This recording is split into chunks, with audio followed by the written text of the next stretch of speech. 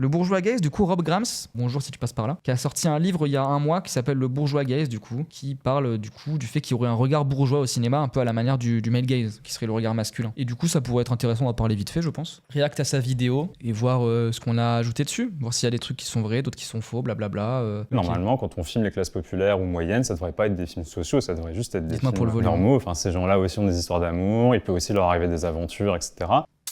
Déjà basé sur la première phrase, le mec qui me pose à chaque phrase. Non, mais en vrai, c'est des trucs que moi je dis très souvent. En fait, il y a une sorte de curseur où il faut être bien placé. C'est-à-dire que tu peux pas absenter pour autant. Si tu fais un film sur, par exemple, imaginons quelqu'un de, je sais pas, une meuf trans renois. Tu peux pas faire en sorte et la dépeindre comme si elle ne l'était pas parce que son quotidien est structuré, est marqué et même son passé par ça. Donc son identité est structurée par ça. Donc tu dois en parler quand même, ou même pas forcément en parler, mais en tout cas le mettre en scène. Par contre, on est d'accord aussi, et moi c'est plus par le ton. Je trouve que ça passe. Il faut que les films sociaux, entre guillemets, ou en tout cas où on parle de minorités, de travailleurs, de pauvres et tout, ne soient pas forcément que dans le pathos, dans le les pauvres au final. Les pauvres, leur vie est forcément grise, morose, il n'y a que ça. Non, il y a des moments de joie aussi dans le prolétariat.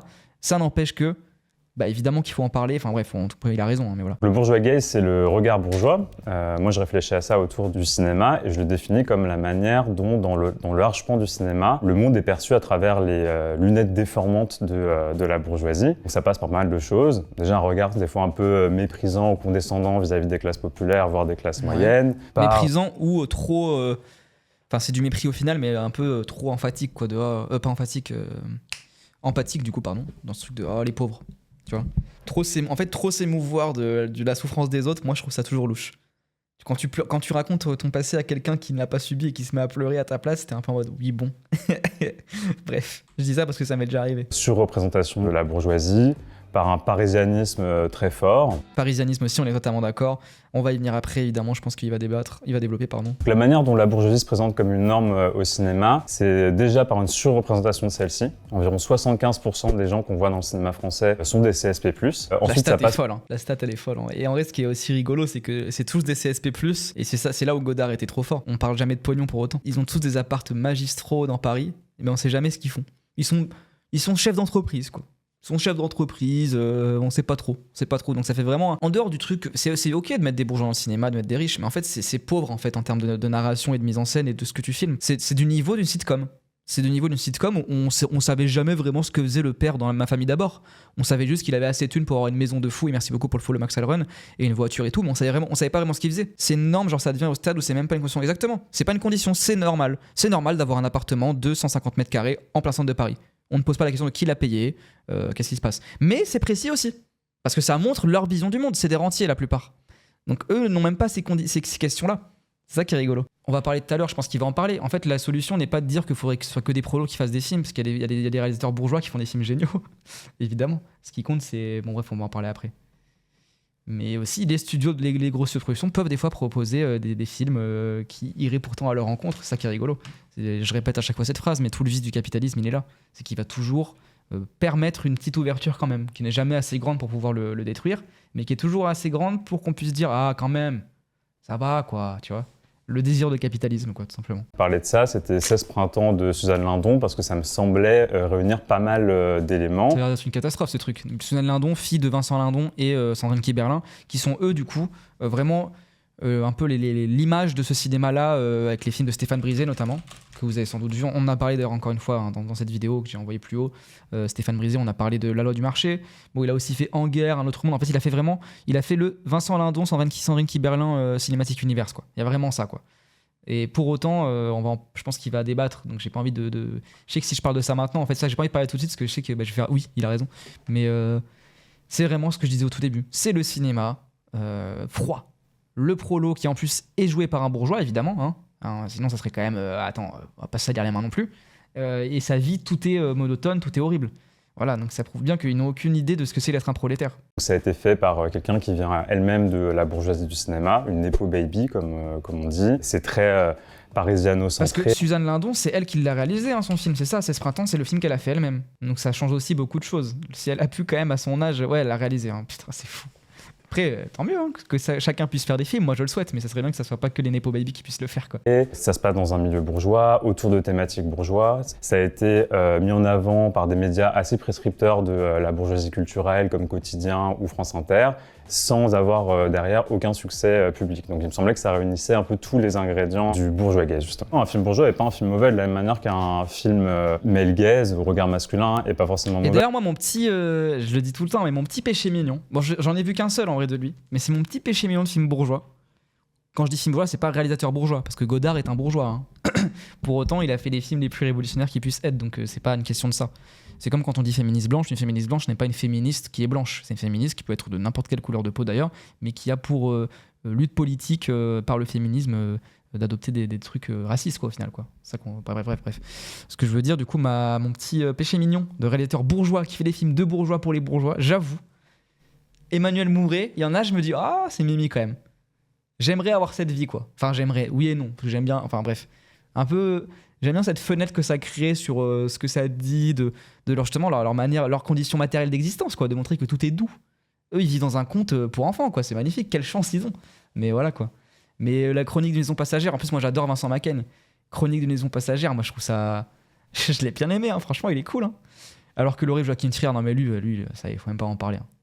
Et il y a les Bourges qui parlent bien des Bourges, mais pour le coup, c'est pas dans. Enfin, oui, il parle bien des Bourges, mais sans le politiser, Mouret. C'est vraiment juste, c'est un Bourge à politiser, tu vois. Par contre, oui, c'est vrai qu'il paraît, moi j'en ai pas vu, il paraît qu'Arnaud Desplechin a une sorte de enfin, pas facilité, mais a un talent pour dépeindre la bourgeoisie. En fait, tu parles toujours mieux, dans tous les cas, en général, au cinéma, de choses que tu connais, évidemment. Ou alors, il faut vraiment avoir un talent pour t'y intéresser, alias Sean Baker, n'importe quel réal, enfin Piala, exactement, Piala, bien sûr. Piala, oui, il y a la bourgeoisie un peu dans. Alors, dans quoi il y a la bourgeoisie chez Piala? À Nos Amours, il y a un peu une petite bourgeoisie parce que c'est un chef d'entreprise, le daron, mais bon, après, t'as ce truc un peu où il s'en va, donc c'est compliqué.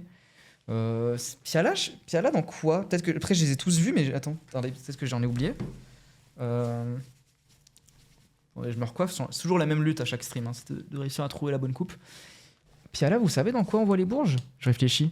Parce que moi, un de ces films, justement, pour parler de gens qui peuvent s'intéresser à des choses qui ne les concernent pas, pour moi, c'est Passe ton bac d'abord. Passe ton bac d'abord, c'est exceptionnel dans le. On dirait que c'est un jeune qui l'a fait, quoi. On dirait que c'est un jeune qui l'a fait de filmer ces jeunes prolos en soi, c'est magnifique. Le Garçu, ouais, c'est vrai, je me rappelle plus trop, il y a pas qu'il est magnifique ce film. Mais le Garçu, ça parle un peu de lui. C'est là, du coup, on en revient là. Le Garçu, il se met en scène par Depardieu dans ce personnage du père qui sait qu'il ne verra jamais grandir son fils parce qu'il va mourir trop vieux, quoi. Enfin, il l'a fait beaucoup trop tard et du coup, il sera vieux quand il sera. Et c'est là que c'est hyper touchant d'ailleurs. Bref. Romer aussi, bien sûr, j'oublie Romer. Romer, évidemment. Romer, un des plus forts pour dépeindre cette bourgeoisie, sans pour autant non plus le politiser en mode ce sont des bourgeois, mais par certaines astuces un peu subtiles, peut-être que c'est nous après qui projetons, on arrive quand même à voir l'absurdité dans ça et il est trop fort. Après, Romer était un droitard, hein, comme Piala, enfin, un peu plus Romer que Piala d'ailleurs, mais bref. Des fois, je pense que ça peut participer à rendre les films assez mauvais, surtout quand ils traitent de sujets bien qui sont sûr, pas les siens. parce que ça les rend plus pauvres. Ça veut pas dire qu'un film, je suis pas un film pauvre pour moi, c'est pas un film où il se passe pas beaucoup de choses. Hein. C'est pas un film où il se passe pas beaucoup de choses, où c'est chiant, où c'est lent. Un film pauvre, c'est un film qui ne s'intéresse pas à ce qu'il filme. Merci Rob pour le follow. Un film pauvre, c'est un film qui. Est-ce que tu es Rob Grams? Ça serait dingue. Un film qui s'intéresse pas au sujet qui prétend filmer, ça c'est un film pauvre pour le coup. Au début de semaine, j'ai vu The Lost Bus avec Matthew McConaughey qui joue un chauffeur de bus précaire qui va avoir une posture héroïque comme d'hab, bien sûr. C'est toujours un peu amusant de prendre ce genre de... Mais bien sûr, mais on peut parler après de Vincent Lindon dans La Loi du marché, tout ça. Bon, c'est pas dans la posture héroïque, mais c'est dans la posture, j'en parlais avec Lazawa, c'est une posture christique qu'il a, Vincent Lindon. C'est le Christ. Le mec souffre plus que Laura Palmer, quoi. C'est ce qui existe. Alors, évidemment, plein de gens souffrent et la plupart des gens souffrent du capitalisme. Mais quand c'est mis en scène de cette façon, avec du coup ces acteurs-là, c'est quand même bien cynique. Et moi, du coup, j'avais noté ça quand je voulais parler du film. Je sais pas si je l'avais dit dans l'émission, mais ce film, du coup, notamment La Loi du marché, mais il y en a plein d'autres, on peut mettre plein de films là-dedans. Pour moi, il sert aussi aux bourgeois de pouvoir s'émouvoir pendant 1h30 du fait qu'il ait vu un peu à quel point c'est dur, quoi, pour les prolos, alors qu'il a rien vu du tout. Il a vu Vincent Lindon singer le prolo. C'est tout. Et encore une fois, c'est bien. Bon, moi, vous me connaissez, je suis un peu bandeur Bresson et bandeur Piala. De Bresson dans le sens où il est en mode ne prends jamais deux fois le même acteur. Bon, il est radical, mais c'est quand même intéressant, je trouve, comme proposition de l'acteur, déjà de 1, lui-même, quand il va jouer, va toujours jouer en miroir par rapport à ce qu'il a fait avant dans tes films. Et le spectateur, surtout, ne verra plus que cet acteur-là par le fait qu'il est acteur plutôt que par son personnage. Moi, un exemple que j'avais pris il y a quelques mois, c'est quand j'avais vu Hit de Michael Mann, que j'aime pas du tout. Nathalie Portman, qui joue au début de sa carrière en plus, donc c'est même pas la faute de Michael Mann, mais il prend du coup Nathalie Portman, elle a 15-16 ans. N'empêche que maintenant que je le vois, je vois Nathalie Portman. Je vois l'actrice Nathalie Portman et je n'arrive pas à croire à cette adolescente. Et du coup, la meilleure manière de faire en sorte que le spectateur n'ait pas ce truc-là, c'est de prendre des acteurs amateurs, c'est de prendre des nouvelles gueules tout le temps. En plus, il y a eu cette polémique récemment avec la une de Télérama qui pose des questions, mais pas de la bonne façon selon moi. On pourra en parler aussi, hein, ouais. Mais voilà quoi.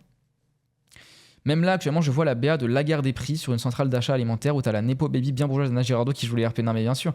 Et moi, j'étais le seul au monde à attaquer ce film qui est l'établi dans l'émission là avec Lazawa. Je sais pas quand c'était. C'est là, ouais. J'étais vraiment. Il y a eu une discorde avec Cassandre, mais moi, je n'étais pas d'accord. C'est un film de bourgeois. C'est un film de bourgeois qui va mettre Swan Arlo. Alors, Swan Arlo, on a beau dire, oui, c'est un militant et tout, bien sûr, mais ça reste un bourgeois aussi. Hein. Après, c'est précis.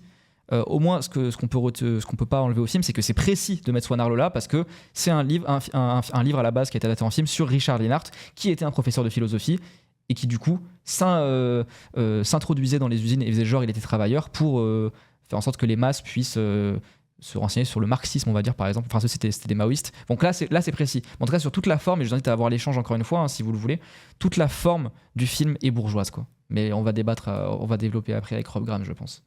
D'Arezon, Hormibaev, Réal Kazakh sortaient dans le genre que prendre un acteur qui a joué chez quelqu'un d'autre, c'est comme coucher avec la femme d'un autre.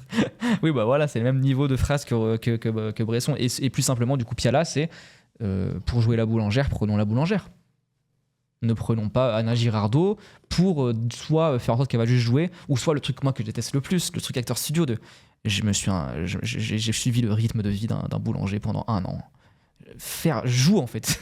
T'es un acteur, t'as pas besoin de tout ça. J'en ai rien à foutre. Cet aspect de performance et même performatif à l'acting, je le trouve catastrophique. C'est un aspect méritocrate. Mais on tourne beaucoup en rond. Après, bon, je pense que tout le monde ici ne voit pas tous mes streams, donc en vrai, je préfère quand même développer. Mais désolé s'il y a des gens qui viennent souvent, je leur dis souvent ça, mais bref, c'est pas grave. Et surtout, je pense que ça nous prive de plein d'autres bons films. En tout cas, ça nous prive de plein de regards issus des milieux populaires, de la ruralité, issus des banlieues, etc. Bien sûr, le problème, c'est pas forcément qu'il y ait que du cinéma, enfin que le cinéma bourgeois existe. Ça, à la limite, c'est pas grave que le cinéma bourgeois existe et qu'il y ait du coup même si c'est un cinéma bourgeois que je critique avec le truc de les appartements dans Paris qui sont pas expliqués de pourquoi, même ça, si ça existe, c'est pas grave. Le problème, c'est quand ça devient une hégémonie et quand de 1, ça impose une norme dans l'œil du spectateur et de 2, même économiquement, ça crée un modèle en fait. Ça crée un modèle. Et le problème n'est pas forcément pour moi.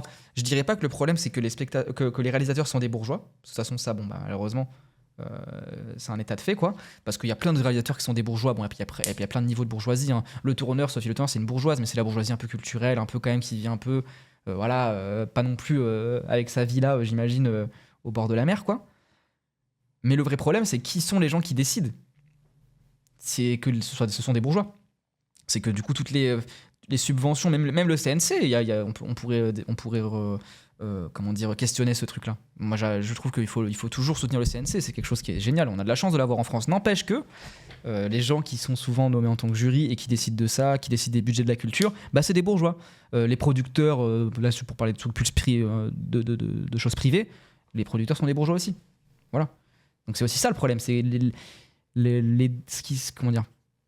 les regards qu'on met en avant sont des regards bourgeois inoffensifs. Voilà, tout simplement. Ils sont rassurés par ces films-là, dans le sens où, à la fois, ça leur permet de montrer de l'intérêt, et ils découvrent des vies. Puis il y a aussi un côté performatif de, t'as vu, je suis allé voir le dernier film là sur l'histoire de Suleiman.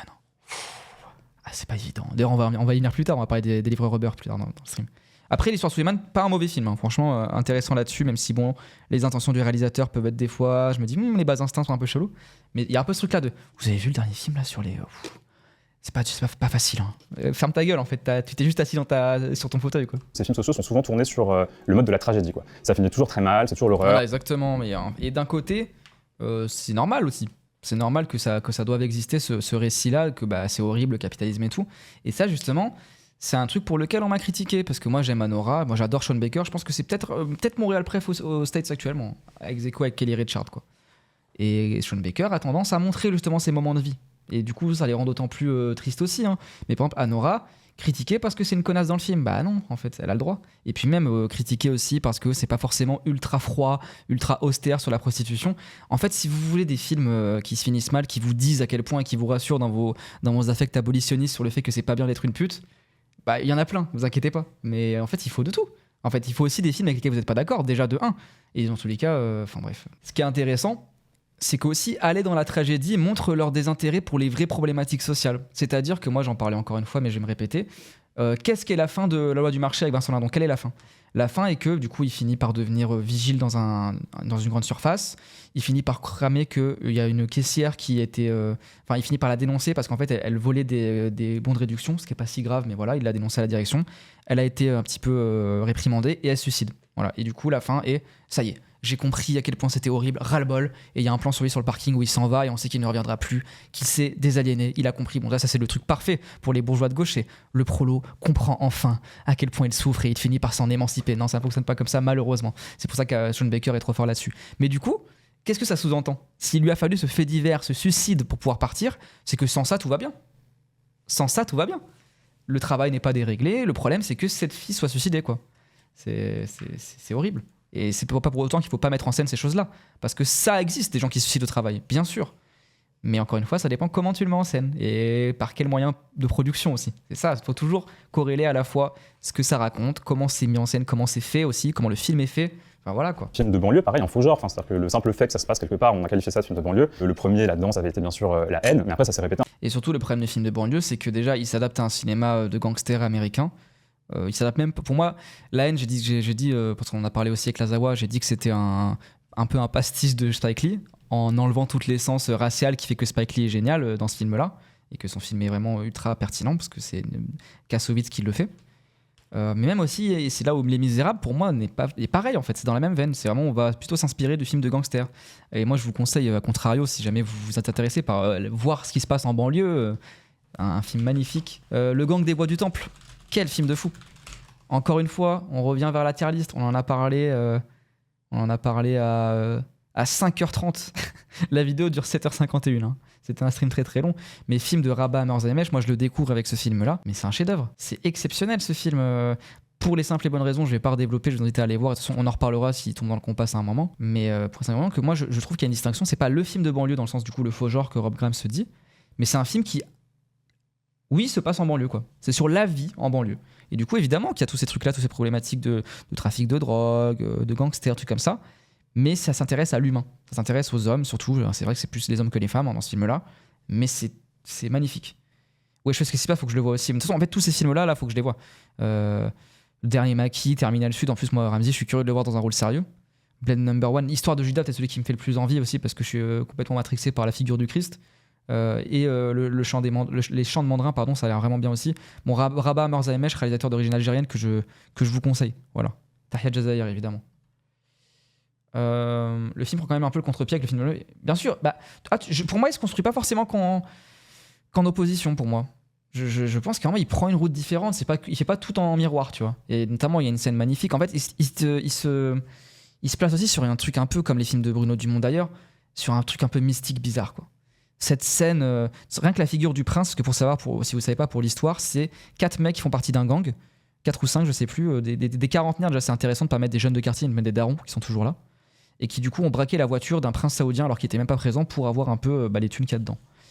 Et en fait, tout le long du film, le prince va même pas de lui-même, hein, parce que lui, il n'a rien à foutre, mais en gros, tous ses associés vont le traquer.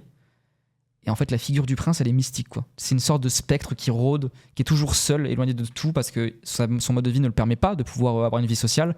Et t'as une scène magnifique à un moment donné, où il est dans une boîte de nuit la nuit, il y a une musique un peu mi-techno, mi-rail, et il enlève enfin sa veste, il y a ses gardes du corps tout autour. Je pense que la boîte de nuit elle doit lui appartenir, parce qu'il lui permet de pouvoir y aller. Et après, il monte sur scène, comme si c'était lui le personnage principal, il se met à danser. Et il y a un truc dans cette scène, ça s'étend sur plusieurs minutes. Je ne saurais même pas l'expliquer, mais dans ce que ça m'a fait, c'est exceptionnel. Attendez. En vrai, je pourrais enlever le casque, je suis con, parce que là, j'ai pas de musique, mais bon, c'est pas grave. Oh putain, je vais aller pisser de toute façon bientôt. Athéna, je peux dire la même chose que c'est la même chose que La haine, la même chose que Les Misérables, c'est le même truc, c'est le même point de vue hégémonique. En pire, parce qu'il y a vraiment en plus un truc de fétichisation. Rase-toi la tête, t'imagines. Putain. Mais du coup, Le Gang des Bois du Temple, moi je vous le conseille évidemment.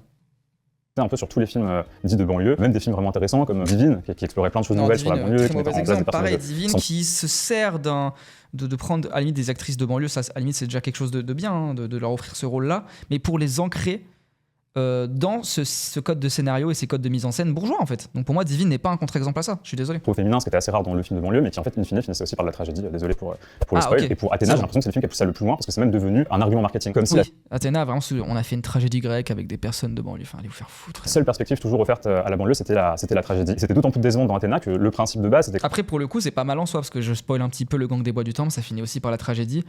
Par contre, c'est différent parce qu'il y a ce côté mystique, ce truc de David contre Goliath, de peut-être qu'ils sont allés trop loin, ils sont attaqués à plus gros qu'eux, et ça dit des choses différentes. C'est pas simplement juste ah bah y a pas d'issue. C'est nihiliste au final. La petite dernière, évidemment, magnifique là-dessus. La fin de la petite dernière, où on sait rien du tout. On ne sait pas si elle l'a dit, on ne sait pas quel est son rapport à sa mère, on ne sait pas si sa mère elle le sait. Tout ce qu'on sait, c'est qu'elle lui a fait des madeleines, qu'elle lui a offert la nouvelle mot d'Algérie, et qu'elle va au City et puis elle joue au foot. C'est exceptionnel en vrai ce film, vraiment plus pareil, je l'avais pas trop aimé quand il était sorti, et plus j'y pense et plus je l'apprécie la petite dernière. Il a rien eu au César d'ailleurs, malheureusement, on est d'accord, hein. Il a rien eu du tout. Quand même de montrer à quoi pourrait ressembler une sorte de guérilla urbaine, etc. Et au final, ils ont fait un espèce de riot porn, comme on dit, c'est-à-dire un peu un fantasme autour de l'émeute. Du coup, tout l'aspect politique de son film est entièrement vidé vers quelque chose de. Et en plus, le problème de Athéna, c'est même, enfin, il y a aussi le truc du riot porn, mais aussi c'est du riot porn. Lui, c'est un clipper en fait à la base déjà, le Gavra, donc ça se sent. Mais il y a ce truc un peu où tout est propre à l'image. On peut se mater des images de Athéna si vous voulez, hein. On peut se faire mal un peu. Athéna, Romain Gavra, où en fait, certes il y a le bordel, mais le bordel il est esthétisé. Et tu sens vraiment ce truc, il n'y a pas de crasse à l'image. Voilà, il lance du feu, mais tout est lisse, tout est 4K, HDR. Meilleure révélation. Ok, ah bah trop bien. Oui, c'est vrai qu'elle a eu un diamètre, mais c'est le moment où je me suis fait ban Twitch. C'est pour ça. Mais du coup, voilà, c'est joli. C'est joli, mais c'est inoffensif. Donc c'est quand même fou de mettre ces images-là où t'as quand même des mecs de quartier qui se rebellent, bon, c'est leur fantasme bizarre aux mecs de Courtrajmé, et qui voilà, font enfin des trucs limite de guerre civile, pour autant les rendre inoffensives. Regardez, il n'y a rien. En fait, on peut comparer ça. Encore un film dont on a parlé, désolé, je suis matrixé. Voilà, il n'y a rien, regardez, il n'y a rien, il n'y a pas de crasse, il n'y a rien du tout. À l'inverse, Hardboiled, moi que j'ai enfin découvert John Woo, la scène dans l'hôpital, c'est exceptionnel. Parce que tu sens toute la matière qui explose. Oh là, ça va être un peu gore, attendez. Mais tu sens que voilà, c'est le bordel tout le temps. Regardez, tout ce qui s'éclate. Là, tu sens vraiment l'impact. Même en tant que spectateur, c'est plus engageant. Tu sens que tout a un impact. Même quand c'est des scènes où ça part en couille totale, ils se mettent à tirer n'importe comment, c'est pas ça qui compte. C'est le fait que vraiment, regardez, c'est sale, c'est crade. La scène de l'hôpital, elle est magnifique pour ça aussi, parce qu'elle est. En fait, tu comprends tous les enjeux matériels. Tu fais qu'il y a plein de gens là-dessus, que dès qu'un mur explose, c'est dramatique, et tout est crade. Et pour moi, l'image pellicule aussi, peut-être accentue ça aussi. Mais c'est l'inverse total d'Athéna, qui a pour but de soi-disant montrer un bordel, mais qui va toujours le faire de manière très sage et très propre, quoi. Bref. Assez banal, qui était de dire que ce serait une manipulation de l'extrême droite, sans même s'intéresser en fait à la violence institutionnelle réelle policière, qu'il n'y a pas besoin des groupuscules d'extrême droite pour agir. Et oui, et la fin de Athéna est une catastrophe aussi. La fin de Athéna, comme il l'a dit, du coup, c'était l'extrême droite en fait. Il n'y avait pas de violence policière. C'est l'extrême droite qui s'est infiltrée. Bah en fait, moi je vais t'expliquer un petit truc, Romain Gavra, à ton grand âge, l'extrême droite c'est la police en fait. Il n'y a pas besoin de groupuscules qui s'infiltreraient dans la police. C'est déjà les policiers. Voilà, c'est déjà eux quoi. Et c'est pas toujours facile d'avoir des acteurs qui sont convaincants en tant que travailleurs, parce qu'ils viennent eux aussi beaucoup de milieux favorisés. Il y a eu pas mal d'expériences dans le cinéma pour mettre en scène des personnes réelles, des travailleurs réels, etc. C'est quelque chose qui s'est un peu perdu. Maintenant, la dominante, c'est de mettre un acteur célèbre entouré comme décor de vrais travailleurs. Exactement, et c'est le cas dans La Loi du marché où tu as vraiment le sujet du plan qui est Vincent Lindon, et autour de lui, bon, il y a un peu des vrais travailleurs, mais ils sont toujours un peu flous. Et désolé, encore une fois, je vais te parler de l'établi. L'établi, c'est la même chose, encore pire, on n'a même pas de travailleurs. L'établi, tous les personnages secondaires sont aussi des acteurs, juste des acteurs pas très connus. Mais pareil, t'as toujours ce truc de Linhart, enfin du coup Arlo et le sujet du plan. Donc en fait, tu fais un film sur des révolutionnaires. Perfect Days, on pourra en parler aussi, mais vas-y, on veut même pas faire la pub de ce film de merde. Ça y est, frère. Moi, j'abandonne. Moi. Un exemple de film qui, à mon avis, échappe un peu à ce regard bourgeois, c'est Sans filtre, donc Triangle of Sadness de. Ouais, Osloon, c'est pas mal. J'ai vu que lui, moi, de Osloon, mais moi, il y en a qui m'attirent beaucoup. Faut que je vois Play, faut que je vois celui avec le mec qui imite le singe, là, putain. Ce Square. Mais Osloon a un truc intéressant dans la manière de filmer les rapports de classe. Parce que vraiment, c'est pas binaire, déjà. C'est pas binaire, mais je pense qu'il... Attends, je vais laisser développer parce que je vais répéter ce qu'il va dire. Quelqu'un qui aime bien un peu malmener cette bourgeoisie, donc la bourgeoisie culturelle. Dans Triangle of Sadness, il va plus loin parce qu'il parle de plein de formes de bourgeoisie différentes, notamment le patronat, de l'armement, etc. Même si le film avait eu la Palme d'Or, la critique, par contre, a été très très sévère avec le film. Et surtout, dans cette perspective de dire qu'en fait c'était un film cynique, ils n'ont pas compris même ce qui se passait dans le film. C'est-à-dire qu'ils ont pensé que c'était simplement une inversion, c'est-à-dire que les dominants d'avant étaient les dominants d'après, mais c'est pas ce qu'on voit dans le film. En fait, c'est simplement les gens qui travaillaient pas, la bourgeoisie, qui d'un coup est complètement décontenancée parce qu'il y a plus personne qui travaille. C'est pas juste une inversion dominant-dominé, c'est vraiment une révolution. Pareil dans les films qu'on a. Totalement d'accord. Il y avait aussi un truc. En fait, moi, Osloon, je le rapproche de ce que j'ai vu de lui un peu aussi. C'est un Haneke un peu plus rigolo. C'est-à-dire, il va adorer malmener la bourgeoisie, mais il va pas le faire forcément de manière cynique, comme ils disent, ou de manière sadique, un peu à la Haneke, mais plus par le sarcasme et par les trucs de ridiculiser. Et notamment, un truc qui est intéressant, c'est son rapport à la matière. Du coup, je parlais de Perfect Days, l'anti-exemple, c'est Sans filtre. Sans filtre, on a quand même un rapport au vomi, à la merde dans le bateau, qui est, bon, c'est dégueulasse, mais du coup, c'est intéressant, parce qu'on voit à quel point ces gens détestent la matière. Les bourgeois, si on pouvait leur faire une opération en plus de leur lifting hebdomadaire pour leur enlever le trou de balle pour plus qu'ils aient acheté de la merde, ils le feraient. Faut le savoir. Ils ont un refus de leur humanité. C'est assez dingue. J'aime bien Triangle of Sadness qui a été beaucoup critiqué car mal compris selon moi, notamment Bégodeau. Ok, je sais pas ce qu'il avait dit sur lui, désolé. Attendez, emote Bégodeau, elle est où? Il y a celle-là, il y en a deux quand même. Il y a celle-là. Allez, si vous voulez les mêmes sub, n'hésitez pas à lâcher un sub sur la chaîne. Bon bref, pour moi, après là je l'ai vu à longtemps, je l'ai vu à l'époque de sa sortie, donc je ne saurais pas te faire une critique là tout de suite, mais peut-être qu'elle était mal comprise. En tout cas, vu toutes les titres qu'on a vus là de critiques, oui c'est une catastrophe. Il avait dit que le film disait qu'en gros les prolos sont pires que les bourgeois parce qu'ils font pareil sur l'île. C'est pas faux en soi aussi. Il y a ce truc en fait de Osloon, c'est de pas non plus idéaliser. Il dit pas que ça le film pour moi, mais de pas non plus idéaliser la figure des prolos. C'est aussi des humains. Et peut-être que oui, ils vont finir par tirer profit du fait qu'ils sont dominants. Tu vois ? C'est pas prolétariat bourgeois, c'est une situation aussi.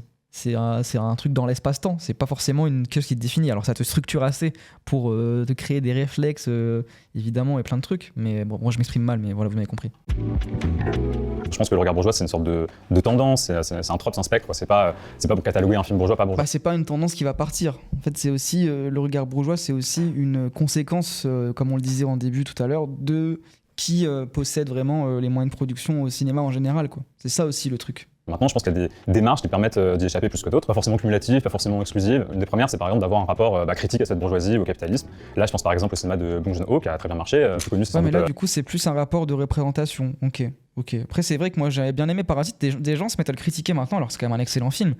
Et moi, j'aime bien ce côté comique, justement, pour montrer que on peut aussi rire de ça, de l'absurdité de cette lutte des classes, quoi. Parasite. Ensuite, il y a une autre démarche qui est celle d'avoir un rapport un peu de réalisme aux classes populaires, aux travailleurs, etc. S'intéresser vraiment à ce que c'est les conditions de vie, comment les gens parlent, comment les gens vivent. C'était par exemple les frères Dardenne, le cinéma de Sean Baker. Ensuite, je trouve qu'il y a une troisième démarche qui fonctionne pour échapper un peu au regard bourgeois, c'est situer son action dans des contextes sociaux qui ne soient pas ceux de la bourgeoisie, sans que ce soit le cœur du sujet. Et normalement, quand on filme les classes populaires ou moyennes, ça ne devrait pas être des films sociaux, ça devrait juste être des films normaux. Enfin, ces gens-là aussi ont des histoires d'amour, il peut aussi leur arriver des aventures, au début, on l'a déjà parlé, mais du coup, bien sûr. Après, attention à ne pas faire Jacques Audiard, à ne pas faire les Olympiades où tu mets en scène une meuf qui est asiatique, un mec qui est renois, et ne jamais ressentir chez eux, dans la narration, même dans leur acting, qu'ils le sont. Attention à ne pas absenter tout. Et quand je dis ça, on pourrait croire comment ça ? Ça veut dire qu'un noir n'est qu'un noir ? Non, pas du tout. Mais quand moi, je suis arabe, je ne suis pas comme mon pote Quentin. Je n'ai pas été structuré pareil, je n'ai pas vécu les mêmes choses. Il y a beaucoup de choses qui sont malheureusement aussi résumées à ça. Et mon corps est différent du coup. Là, je pense par exemple à L'amour c'est surcoté de Mourad Winter. Et ensuite, c'est une quatrième démarche qui peut aller. C'est pas le truc, Chloé, c'est pas le truc que Mouloud Achour, il a voulu faire la pub à Béatrice Dalle et qu'elle était en mode ça a l'air de puer la merde un peu et qu'elle osait pas le dire. En fait, je l'ai pas vu. Mais ce que ça m'inspire, c'est on va mettre le vernis banlieue. Voilà, on va mettre des gens en banlieue et on va calquer une narration bourgeoise. Donc en fait, non, tu n'es pas révolutionnaire en faisant ça. Je suis désolé. De Mourad Winter. Et ensuite, je dirais une quatrième démarche qui peut aller un peu dans ce sens-là, c'est un cinéma que je qualifie de populiste, mais pas dans un sens péjoratif, c'est-à-dire des gens qui essaient vraiment d'héroïser les classes populaires, de les rendre attrayantes. Là, je pense par exemple à Discount de Louis-Julien Petit, où c'est une lutte. Je sais pas si ça passe forcément par là, en vrai. Lutte de travailleurs de supermarché, c'est un peu l'antithèse pour moi de la loi du marché. Et c'est vraiment filmé comme un thriller, un peu à la façon d'un Ocean Eleven, mais version supermarché, et les personnages sont cool. Ouais, mais du coup, faire après Ocean's Eleven, ça va, parce que c'est Soderbergh, on est d'accord, hein, je confonds encore une fois comme un débile. Donc c'est pas, faut que je les vois d'ailleurs, mais Soderbergh, giga marxiste, giga matérialiste, donc ça va, c'est pas. Mais par exemple, il aurait dit un autre exemple, faire un film de braquage à la Michael Mann avec des petits prolos, est-ce vraiment la solution ? Moi, j'espère qu'il va pas le citer, un film que j'ai haï, c'est À plein temps avec Laure Calamy, qui était en mode on va faire sur une femme de ménage un film en faisant un Safdie avec la même musique, avec ce rythme effréné et tout. Ça ne marche pas. Et ça délégitime le fait que sa vie est dure si on est obligé de rajouter une musique ultra vénère pour montrer que c'est dur et que ça va vite. Voilà quoi, ça passe par des trucs, par des gestes en fait. Je pense que les gens voient bien qu'il y a un peu une sorte d'hégémonie bourgeoise sur le cinéma, et je pense que c'est lié à la structure de classe française. Les 30-35 dernières années, ça correspond aussi, le mouvement néolibéral s'instaure et se poursuit jusqu'à aujourd'hui. Je pense pas que c'est une coïncidence. Je pense que plus la bourgeoisie est forte, et sans contestation, plus l'art qu'elle produit l'est aussi, plus sa mainmise est forte. Je pense qu'à d'autres moments, quand cette bourgeoisie est contestée, il y a plus de brèches qui s'ouvrent dans le cinéma, et je pense que c'est quelque chose qu'on a vu notamment dans les luttes féministes et antiracistes, où il y a une forte contestation des regards blancs et des regards masculins. En fait, il faut comment dire, conclusion, il faut encourager la multiplicité des points de vue, bien sûr. De femmes cinéastes, un peu plus. Mais aussi essayer, en fait, il faudrait révolutionner la société pour que ceux qui sont aux mains, ceux qui décident vraiment de ce qu'on produit et tout, et de la manière dont ça se fait du coup, bah il faudrait faire en sorte que ce soit pas que des bourgeois, que ce soit un truc plus populaire, plus... Enfin voilà quoi. De représentation des personnes noires et arabes. En revanche, je pense que là, la des gens l'ont lu son livre, moi je l'ai pas lu encore encore. sur ce cinéma, et que du coup, les regards alternatifs sont encore assez minoritaires.